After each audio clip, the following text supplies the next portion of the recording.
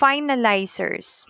Like constructors, finalizers are also special types of methods. However, a finalizer is a void method. A class can have only one finalizer, and the finalizer cannot have any parameters. The name of the finalizer is finalize. The method finalize automatically executes when the class object goes out of scope. A typical use of a finalizer is to free up the memory allocated by the object of a class. Accessor and mutator methods. We define the terms mutator method and accessor method. This section discusses these terms in detail and explains why such methods are needed to construct a class. Let us look at the methods of the class clock. The method setTime sets the values of the data members to the values specified by the user. In other words, it alters or modifies the values of the instance variables. Similarly, the methods increment hours, increment minutes, and increment seconds also modify the instance variables. However, methods such as getHours, getMinutes, getSeconds, printTime, and equals only access the values of the data members. They do not modify the data members. We can therefore divide the methods of the class clock into two categories: methods that modify the data members and methods that access but do not modify the data members. This is typically true for any class. That is, almost every class has methods that only access and do not modify the data members. They are called accessor methods, and methods that modify the data members called mutator methods. Accessor method um, are methods of a class that only accesses, that is, does not modify the values of the data members.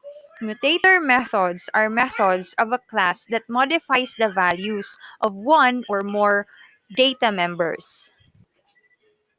Typically, the instance variables of a class are declared private so that the user of a class does not have direct access to them.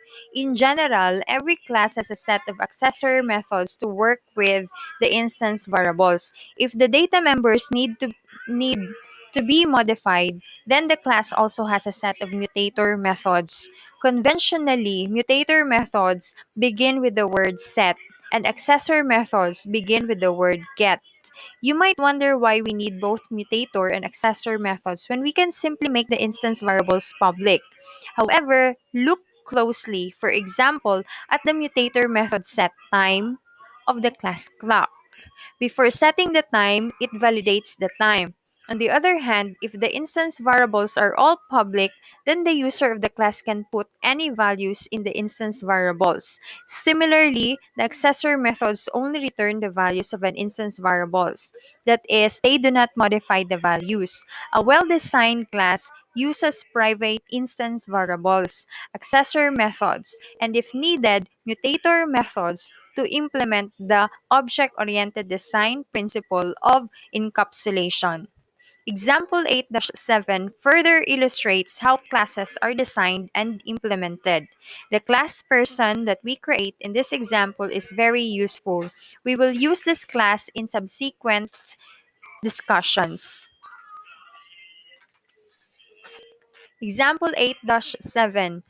Two common attributes of a person are the person's first name and last name. The typical operations on person's name are to set the name and print the name.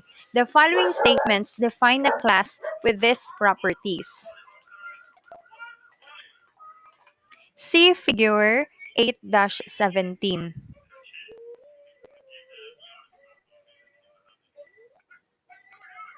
This UML class diagram shows the class person.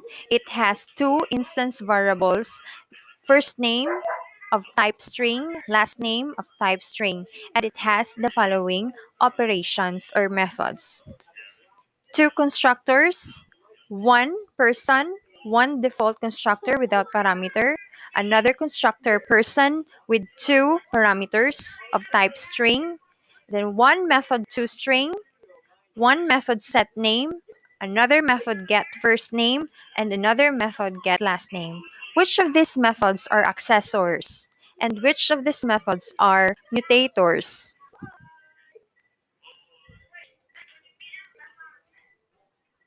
The following program tests the class person. Public class test prog person.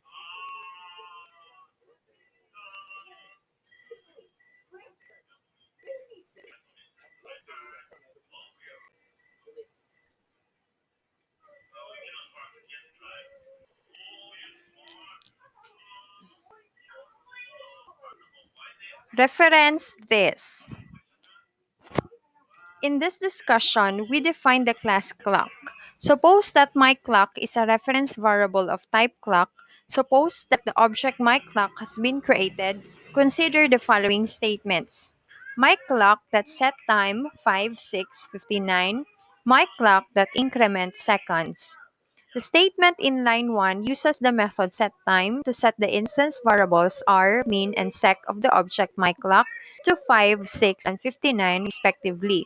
The statement in line 2 uses the method increment_seconds to increment the time of the object myClock by 1 second. The statement in line 2 also results in a call to the method increment_minutes because after incrementing the value of sec by 1, the value of sec becomes 60, which then is reset to 0 and the method increment_minutes is invoked. How do you think Java makes sure that the statement in line 1 sets the instance variables of the object myClock and not of another clock object? How does Java make sure that when the method increment_seconds calls the method increment_minutes, the method increment_minutes increment the value of the instance variable min of the object myClock and not of another clock object? The answer is that every object has access to a reference of itself. The name of this reference is this. In Java, this is a reserved word. Java implicitly uses the reference this to refer to both the instance variables and the methods of a class. Recall that the definition of the method setTime is the following. In the method setTime, the statement hr equals ours is in fact equivalent to the statement that hr equals ours. In this statement, the reference this is used explicitly. You can explicitly use the reference this and write the equivalent definition of the method setTime as follows.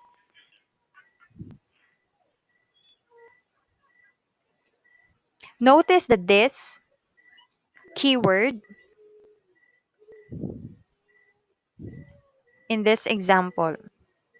Notice that in the definition of the method setTime, the name of the formal parameters and the name of the instance variables are the same. In this definition of the method setTime, the expression this that r means the instance variable hr, not the formal parameter hr, and so on. Because the code explicitly uses the reference this. The compiler can distinguish between the instance variables and the formal parameters. Of course, you could have kept the name of the formal parameters as before and still use the reference this as shown in the code.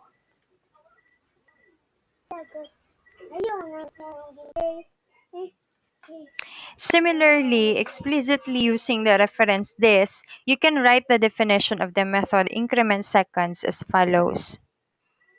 Notice the this keyword added to this example.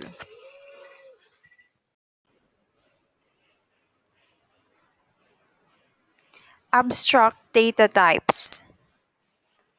To help you understand an abstract data type or ADT and how it might be used, we'll provide an analogy. The following items seem unrelated: a deck of playing cards, a set of index cards containing contact information, telephone numbers stored in your cellular phone. All three of these items share the following structural properties. Each one is a collection of elements. There is a first element. There is a second element, third element, and so on. There is a last element. Given an element other than the last element, there is a next element. Given an element other than the first element, there is a previous element. An element can be removed from the collection. An element can be added to the collection. A specified element can be located in the collection by systematically going through the collection. In your programs, you may want to keep a collection of various elements, such as addresses, students, employees, departments, and projects. This structure commonly appears in various applications and it is worth studying in its own right. We call this organization a list, which is an example of an ADT. There is a data type called vector with these basic operations, such as insert an item, delete an item, find an item. You can use a vector object to create an address book. You would not need to write a program to insert an address, delete an address, or find an item in your address book. Java also allows you to create your own abstract data types through classes. An ADT is an abstraction of a commonly appearing data structure along with a set of defined operations on the data structure. An ADT is a data type that specifies the logical properties without concern for the implementation details. Historically, the concept of ADT is in computer programming developed as a way of abstracting the common data structure and the associated operations. Along the way, ADT provided information hiding. That is, ADT hides the implementation details of the operations and the data from the users of the ADT. Users can use the operations of an ADT without knowing how the operation is implemented.